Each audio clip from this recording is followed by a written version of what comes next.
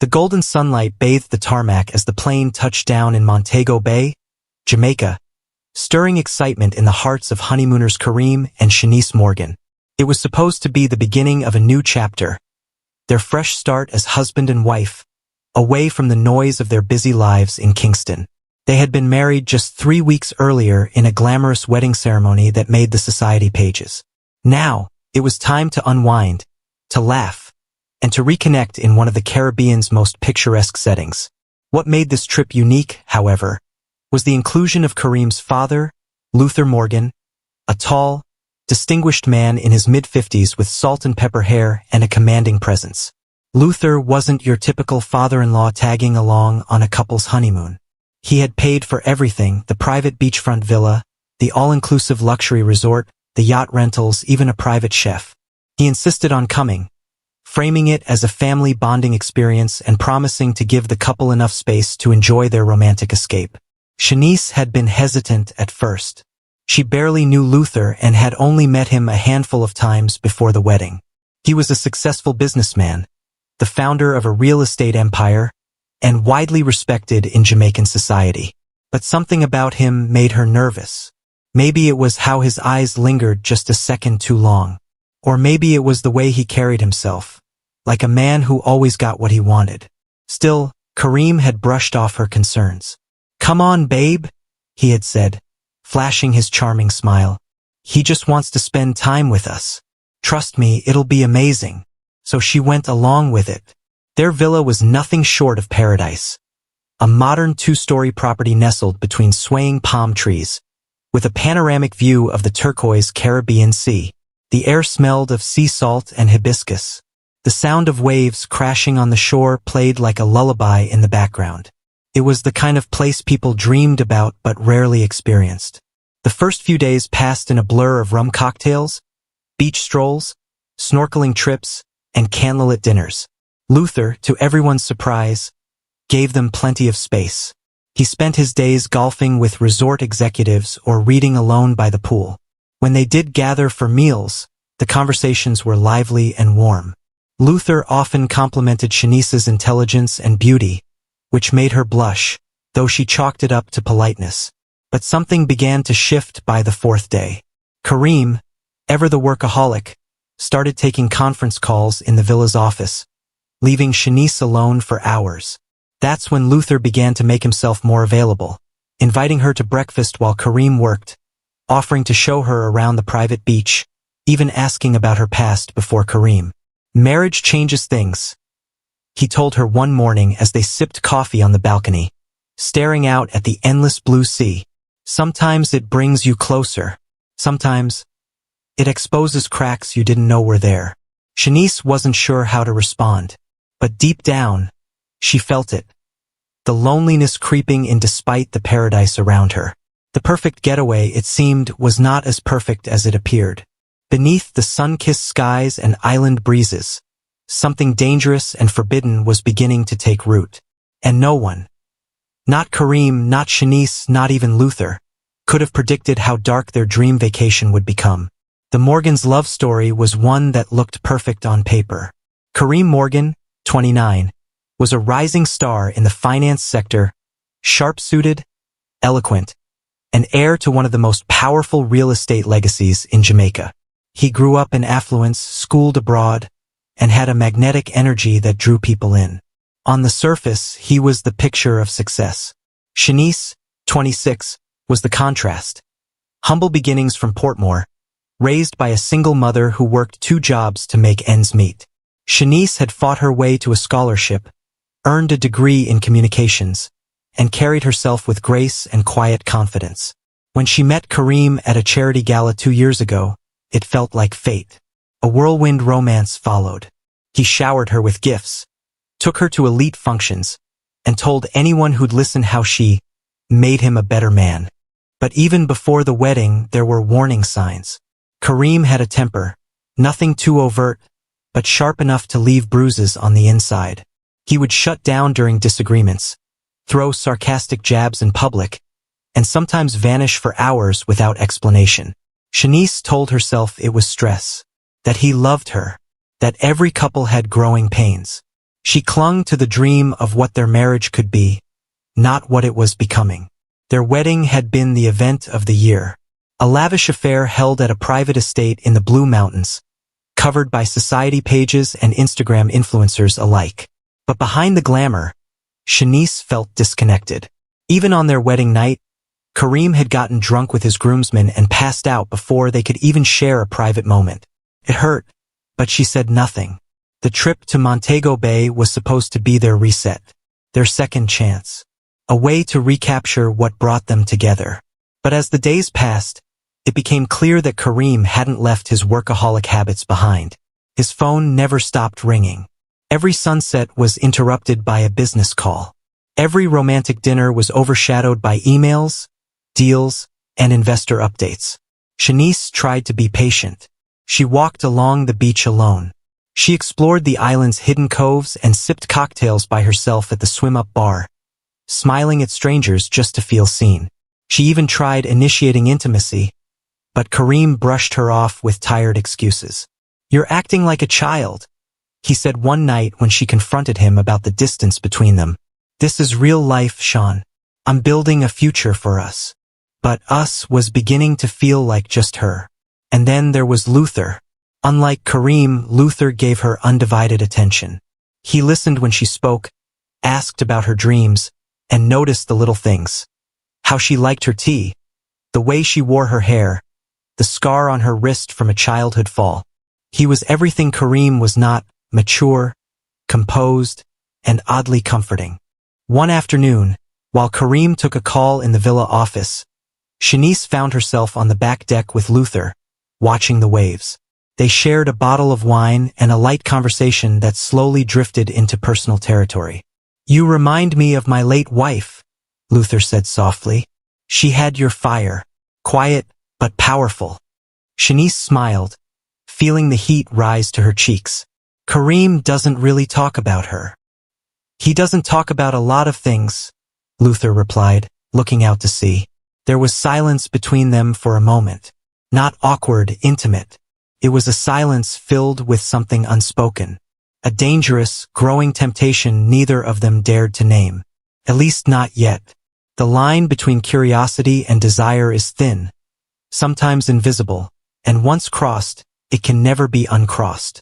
By the 6th day of their trip, the rhythm of the Morgan vacation had quietly shifted. Kareem was now more of a shadow in the villa, locked in virtual meetings and late-night investment calls. Shanice's once playful attempts to reconnect had faded into emotional silence. She had stopped dressing up for dinner, stopped waiting for him on the balcony, stopped believing he would suddenly turn back into the man she once fell in love with. Instead, she found herself drawn to Luther. It began innocently: shared breakfasts, casual walks along the beach, soft conversations that slipped deeper with each day. But behind the polite smiles and fatherly presence, something far more primal brewed. Luther watched her with eyes that lingered just a second too long. He laughed at her jokes, offered compliments that were slightly too personal, and asked questions Kareem never thought to ask. One afternoon, the villa's air conditioning failed during the sweltering heat of the Jamaican sun. Shanice, sweaty and frustrated, changed into a white cotton sundress, barefoot, hair tied up, glowing with salt water and sun. She stepped into the kitchen to grab a glass of ice water when she realized Luther was already there, shirtless in linen pants, sipping coffee by the counter. Their eyes met and held. Sorry, I didn't know you were in here," she said, quickly adjusting her dress. He smiled. "No need to apologize. You look peaceful." She laughed nervously. "More like exhausted." "You wear it beautifully," he replied, his voice low, almost a whisper. A silence followed, one that throbbed with tension. And then Luther turned, took a slow step toward her, and brushed a strand of hair from her face. "You deserve to be seen, Shanice." Her heart pounded. Her body screamed at her to move, to step back, to say something, anything. But she didn't. She stood frozen, intoxicated by the attention, by the rawness, by the fact that anyone still noticed her. And then he did something unthinkable. He kissed her, not forcefully but with confidence.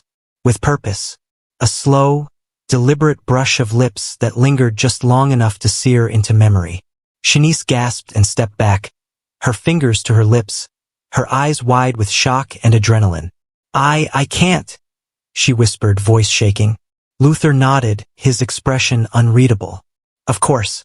Forgive me. She fled the kitchen, heart racing, guilt washing over her like a crashing wave. She locked herself in the guest bathroom and stared at her reflection. What the hell just happened? What did this mean? But despite the shame and confusion, there was another feeling simmering beneath it all. Something far more dangerous than guilt. Desire. Luther hadn't just awakened something in her. He had ignited a fire she didn't know existed.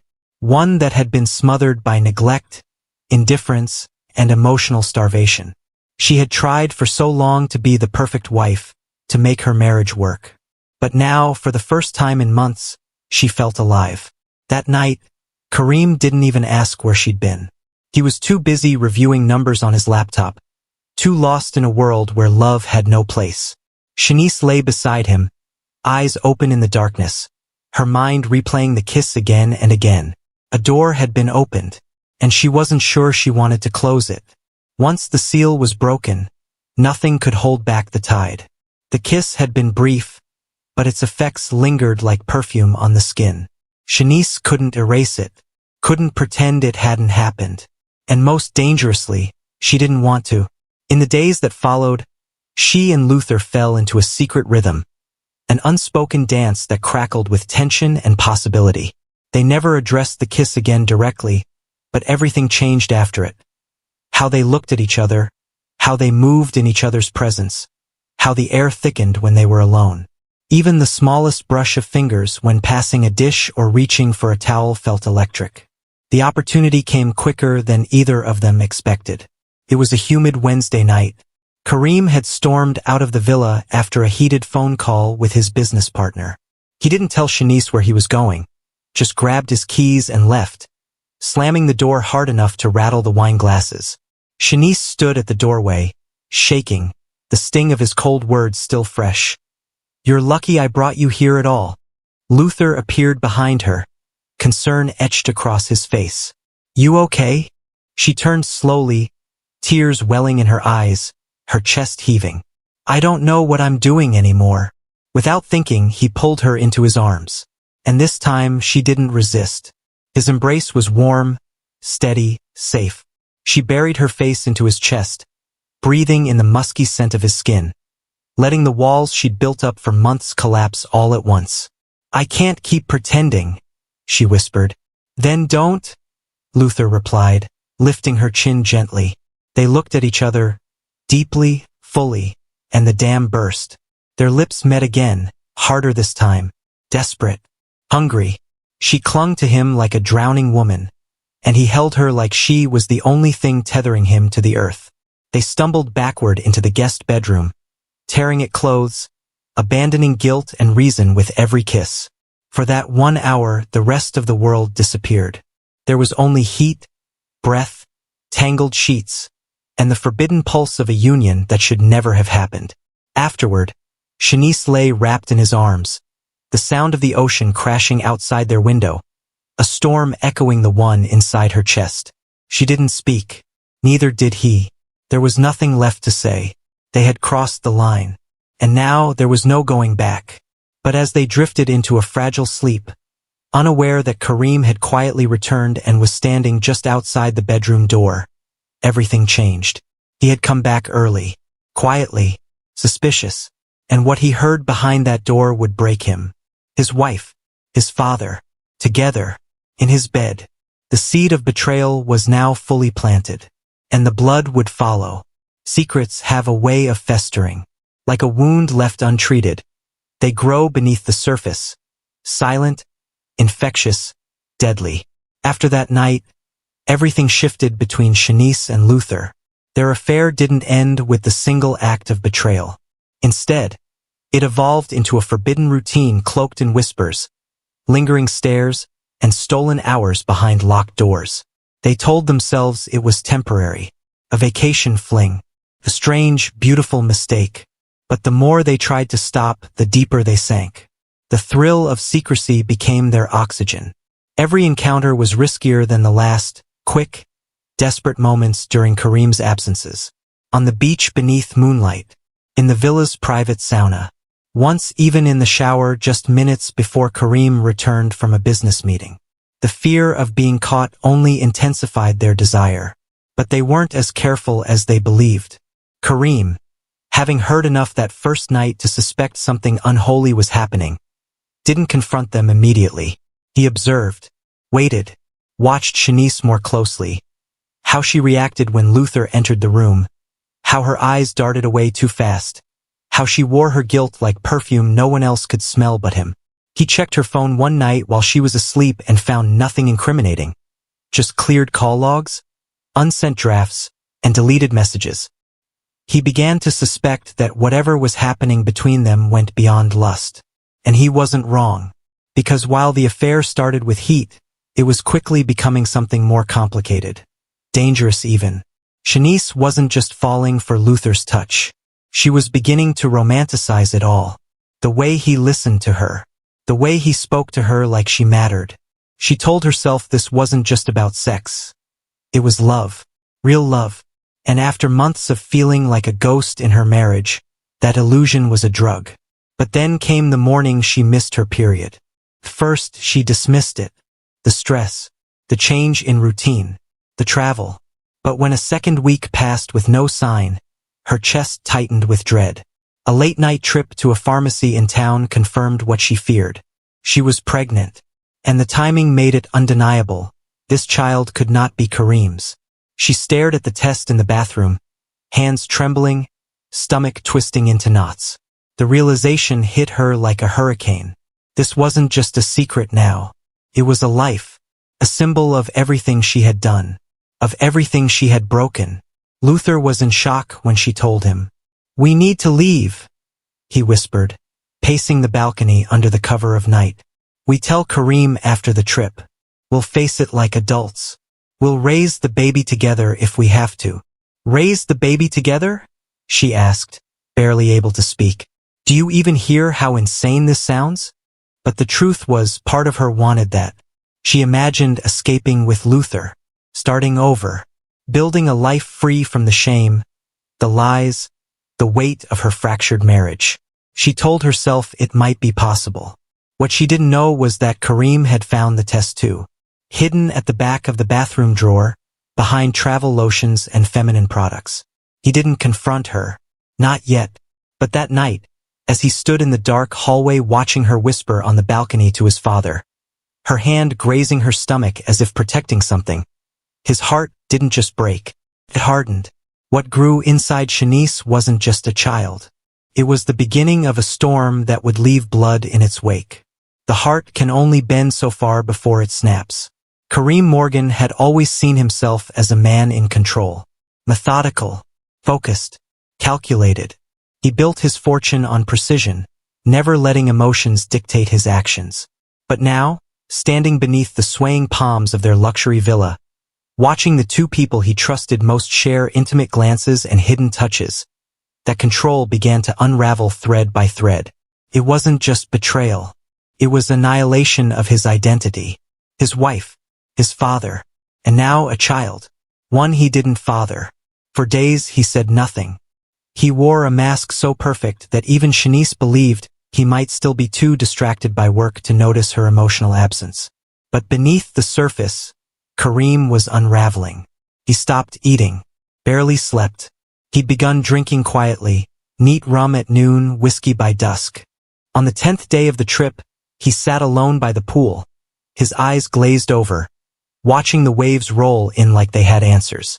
In his hand was an old family photo, him, Luther, and his late mother, smiling under a mango tree back in Kingston. It had once brought him peace. Now it made him sick. That night, he waited until Shanice had fallen asleep in their room.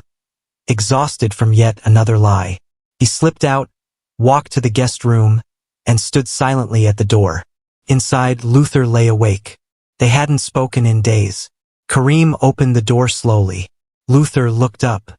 "Something wrong, son?" Kareem stepped in, shut the door gently behind him, and stood there in silence for a long, tense moment. Then softly he said, "You knew how unhappy we were. You watched our marriage fall apart. You gave me advice, told me to fight for her. All the while, you were waiting to take my place." Luther's face tightened. "It wasn't like that." "No?" Kareem's voice trembled. "Then tell me what it was like, because from where I'm standing, it looks like you stole my wife and got her pregnant." Luther stood, calm but wary. "It wasn't planned. It just happened." Those words lit the fuse. Kareem lunged, fists clenched, fury exploding. The two men crashed into the nightstand, sending a lamp flying. Luther pushed him off, but Kareem came back harder. Punches flying, a growl rising from deep within his chest like an animal finally unchained. "You were supposed to protect me," Kareem screamed. "You were my father." Their fight was savage, raw, primal. The years of repressed pain, abandonment issues, betrayal, and rage came spilling out in fists and fury. Blood splattered against the white walls, echoing grunts of pain mixing with the crashing of furniture. Shanice woke to the sound of it, bolting upright in bed, her heart pounding.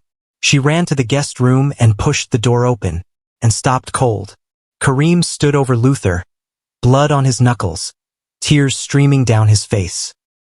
His father lay slumped against the corner wall, breathing ragged, his face swollen and bleeding. Shanice screamed, "Stop! Kareem, please!" He turned to her, eyes wild, filled with betrayal and something far darker. "Why?" he asked, voice barely above a whisper. "Why him?" Tears streamed down her face. "I don't know." He staggered back, grabbed the edge of the dresser for balance. Then quietly he muttered, "It's all gone. Everything. It's all gone." Kareem didn't say another word. He stepped out of the room, walked down the hallway, and disappeared into the shadows of the villa. No one slept that night. The silence that followed was louder than the violence that came before it. The dream vacation was over. Something had broken and no one knew how to fix it. But worse was still to come, because broken men make dangerous choices. And the blood had only just begun to spill.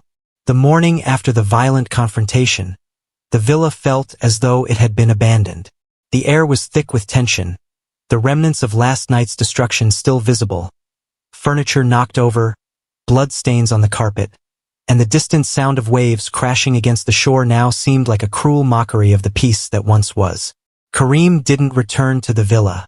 Shanice and Luther waited in a kind of numb limbo, too afraid to speak, too afraid to make any decision.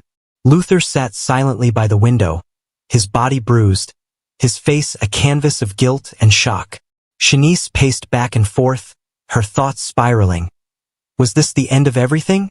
Her marriage? Her family? The dream she had held onto for so long? And what about the baby? She hadn't spoken to Kareem. He hadn't contacted her either. In the back of her mind, she wondered if he had already made up his mind to leave. Leave everything behind and disappear. The thought of being a single mother, abandoned by both men in her life, weighed heavily on her. But before she could dwell further on those dark thoughts, she heard a car pulling into the driveway. Kareem. Shanice froze, staring at the door, her heart pounding in her chest. The door opened with a creak, and Kareem stepped inside. His clothes disheveled, his eyes hollow, as if the soul had been sucked from his body. He didn't look at either of them as he walked past, heading toward the master bedroom without a word. "Are you okay?" Shanice called after him, her voice trembling. He didn't respond. Instead, he went into the bedroom, slammed the door behind him, and locked it. The silence that followed was oppressive, filling every inch of the villa with an eerie tension. Minutes passed, then hours. Shanice and Luther didn't know what to do. Should they confront him? Should they wait? They could hear Kareem moving around inside the room, but he said nothing. Neither of them dared to approach him. As the evening wore on, a feeling of dread slowly crept over them. Something wasn't right. Kareem had always been a man of action, quick to make decisions, quick to move. He wasn't one to lock himself away like this. Shanice couldn't take it anymore. She stood up, walked toward the bedroom, and placed her hand on the door. Felt cold against her skin. "Kareem?" she called softly, her voice shaking. "Please talk to me." No response. She tried the door handle, but it was locked tight. Panic set in. She banged on the door, shouting his name, her voice rising in desperation. "Kareem, please, open the door." Inside, the room was eerily silent. Luther stood behind her, his face pale. "I think we should call someone. We need to check on him." But Shanice, her heart racing, was already pulling at the door handle again. This time it gave. The door creaked open slowly. What she saw inside would haunt her for the rest of her life. Kareem was lying on the floor of the bedroom, an empty bottle of sleeping pills on the nightstand beside him. His body was still, his face pale, a thin line of blood tracing his lips. He had overdosed. "Kareem!" Shanice screamed, rushing to his side, shaking him, trying to wake him up. But it was too late. Luther stepped back, his face draining of all color. He couldn't believe what he was seeing. The man who had once been his hero, who had built an empire, who had protected his family, was now gone. And Luther knew deep down that he was partly responsible for this. It was his fault. But there was no time for guilt. Shanice was sobbing uncontrollably, trying to revive him, but there was nothing they could do. The villa, once a dream escape, had become a tomb. The nightmare they had been living was no longer just a secret. It was a bloodstain on everything they had known. The police arrived shortly afterward. The investigation began, but it was clear to everyone involved that Kareem had taken his own life. There were no signs of struggle, no indication of foul play, just a broken man who had reached the end of his rope. As they began to process the tragedy, Shanice stood in the corner of the room, her mind a whirlwind of thoughts. What now? What would happen to the baby? What would happen to her? She had lost her husband. She had lost her family. And now she would have to carry the weight of her actions alone. But even more haunting was the thought that lingered in her mind. Had Kareem's death been inevitable? Or had it been pushed over the edge by the very people he trusted most? Shanice couldn't say. But the one thing she knew for sure was this. Nothing in her life would ever be the same again. The blood had spilled, and now there would be consequences. Kareem's death shattered the remnants of the vacation. The villa, once a symbol of paradise, now felt like a prison. Shanice was consumed with grief, guilt, and fear. She knew the truth, the affair, the pregnancy, and now her actions had led to her husband's death. Luther tried to comfort her, but the weight of their shared guilt was heavy. The police investigation was swift, ruling Kareem's death a suicide, but whispers of infidelity and betrayal lingered. Shanice returned home with the truth heavy on her shoulders, uncertain of what her future would hold.